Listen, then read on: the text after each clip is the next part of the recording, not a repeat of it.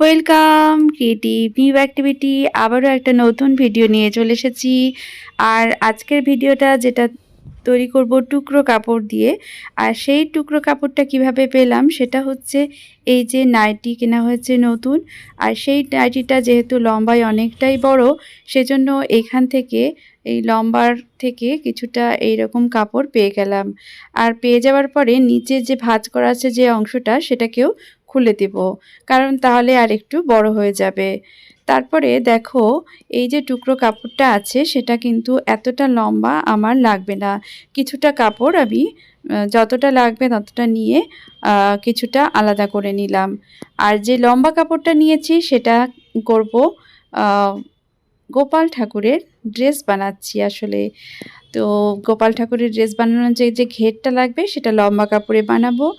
আর এই উপরের পার্টটা যে বডিটা আছে সেটা এখান থেকে অল্প একটু কাপড় নিয়ে নিলাম। আর তারপরে এই বডিটার উপরে একটা ছোট্ট লম্বা পিস রেখে এখানে আমি পেছন দিক থেকে যে ধরে একেবারে গলার পর্যন্ত যতটা হবে ততটা সেলাই করে নিব।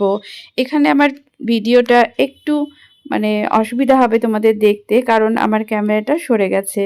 তো আমি বলে দিচ্ছি, পেছন দিক থেকে ধরে সামনের দিকে গলা যতটা নিবে ততটা সেলাই করবে, আবার ঘুরে আবার পেছন দিকে চলে যাবে।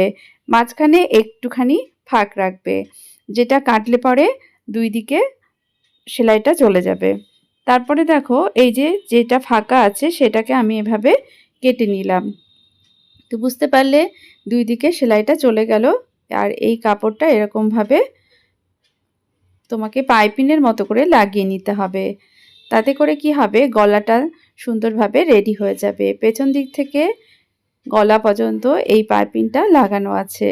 তোমরা যদি আগে আমার গোপাল ঠাকুরের ড্রেস বানানো দেখে থাকো তাহলে কিন্তু এই জিনিসটা হয়তো লক্ষ্য করতে পারো, তোমাদের সঙ্গে হয়তো শেয়ার করেছি। তো এই যে দেখো, একটু একটু বোঝা যাচ্ছে হয়তো। তো যদি সেরকম সমস্যা হয়, আমি যখন আবার গোপাল ঠাকুরের জামা বানাবো তখন তোমাদের সঙ্গে শেয়ার করে দিব। তারপরে নিচের ঘেরটা যেটা কুচি কুচি হয়, তো অনেকটাই লম্বা নিয়েছিলাম, তো সুন্দরভাবে এই কুচি কুচিগুলো রেডি করে নিলাম। আর এই যে দেখো, বডি পার্টটা যেটা আছে সেটা এই রকম হয়েছে। আর এটাকে ধরো এই রকমভাবে ভাঁজ করে নিব। আর মনে হচ্ছে যে চওড়াটা অনেক বড়, আসলে আমি এখানে যেহেতু শীতের পোশাক বানাচ্ছি হাতাটা তৈরি করব একটু বড় করে।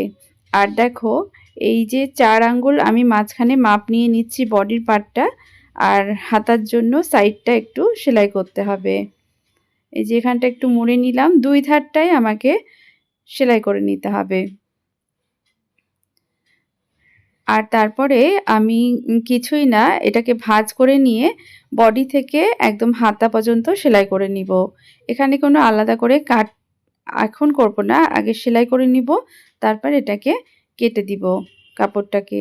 তো তোমাদের যে গোপালের যে জামাটা তোমরা বানাবা, তোমাদের গোপালের মাপ অনুযায়ী বানাবা, আর সেই অনুযায়ী এটাকে সেলাই করে দিবে। দেখো, বডি আর হাতা একভাবে আমি সেলাই করে দিচ্ছি। আমার এখানে একটু লম্বাটা একটু বড় হয়ে গেছে, তো আমি একটু নিচটা কেটে নিয়েছি। আর তারপরে যে নিচের দিকটার সঙ্গে এই উপরের দিকটা এভাবে জোড়া দিয়ে দিলাম। তো খুব সহজেই আমার এই ড্রেসটা রেডি হয়ে গেল। তো এভাবে ছোট একটা টুকরো কাপড়কে ফেলে না দিয়ে বা অন্য কোনো কাজে না লাগিয়ে, এখন যেহেতু ঠান্ডা, তো গোপাল ঠাকুরের জন্য তো আমরা পোশাক বানাই, যেহেতু নতুন নাইটিটা ছিল, তো আমরা একটা ছোট্ট ড্রেস বানিয়ে নিতেই পারি। তারপরে চলো, যেহেতু ঠান্ডা তো সেজন্য একটা টুপি তো লাগবে। আমি একটা টুপি বানাবো। তো যে টুকরো কাপড়টা ছিল সেই টুকরো কাপড়টা থেকেই লম্বা করে কাপড় কেটে নিয়েছিলাম, কিছুটা জোড়াও দিতে হয়েছে। একটা ছোট্ট টুকরো কাপড় নিয়েছিলাম, যেটা হচ্ছে যে গোপাল ঠাকুরের জন্য আমি টুপি বানাবো তার মাথার মাপ অনুযায়ী আমাকে একটা ছোট্ট টুকরো কাপড় কাটতে হবে। আর তার উপরে এই যে কুচি দিয়ে দিচ্ছি সেটা একটু লম্বা হবে। এই টুকরো কাপড়টার উপরে এই যে কুচি দিচ্ছি যে কাপড়টা, সেই কাপড়টা এইরকমভাবে একদম ছোট টুকরো কাপড়ের সমান মতো কুচি দিয়ে নিতে হবে। যতটা টুকরো কাপড়টা আছে, ছোট কাপড়টা, সেটার সঙ্গে এই লম্বা কাপড়টা যেন একদম সেট হয়ে যায়, কুচি দিয়ে পুরো যেন এক মাপের হয়ে যায়। তো এভাবে এটাকে রেডি করে নিতে হবে। খুব সহজে এটা তোমরা ইজিলি করতে পারবে। এই দেখো, তারপরে আমি কি করব, এটাকে উল্টো দিকে ঘুরিয়ে নিয়ে একদম একটা ধার সেলাই করে দিব। যে ধারটা খোলা আছে সেই ধারটা একদম সেলাই করে দিব। আর সেলাই করার পরে সুসুতো নিয়ে এসেছি উপরের দিকটা, যে ছোট টুকরো কাপড়টা ছিল তার মাথার দিকটা আমি রান স্টিচ করে নিচ্ছি। পুরোটা গোল করে রান স্টিচ করে নিতে হবে। তারপর একদম উপরের দিকে টান দিয়ে গিট দিয়ে নিতে হবে। এতে কি করে খুব সহজেই কিন্তু একটা টুপি রেডি হয়ে যাবে।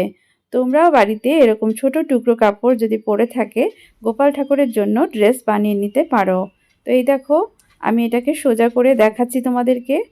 এই দেখো, এটা যদি উপরে তোমরা চাও কোনো একটা উলের ফুল দিতে তাহলে কিন্তু দিয়ে দিতে পারো, তাহলে কিন্তু আরও সুন্দর লাগবে।